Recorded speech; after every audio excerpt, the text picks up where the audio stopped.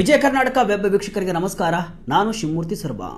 ವೀಕ್ಷಕರೇ, ನೀವು ಗ್ರಾಮೀಣ ಭಾಗದಲ್ಲಿ ವಾಸವನ್ನ ಮಾಡ್ತಿದ್ದೀರಾ, ಹಳ್ಳಿಗಳಲ್ಲಿ ನಿವೇಶನ ಅಥವಾ ಮನೆ ಹೊಂದಿದ್ದೀರಾ?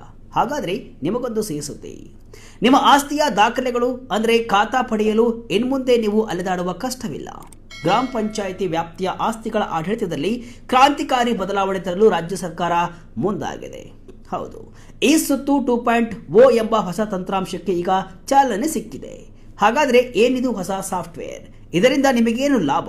ಫಾರ್ಮ್ 9 ಮತ್ತು ಫಾರ್ಮ್ 11B ಪಡೆಯುವುದು ಹೇಗೆ? ಇದಕ್ಕೆ ಬೇಕಾದ ದಾಖಲೆಗಳು ಏನು? ಒಂದೊಂದಾಗಿ ಡೀಟೇಲ್ ಆಗಿ ನೋಡ್ತಾ ಹೋಗೋಣ. ಏನಿದು ಈ ಸ್ವತ್ತು 2.0?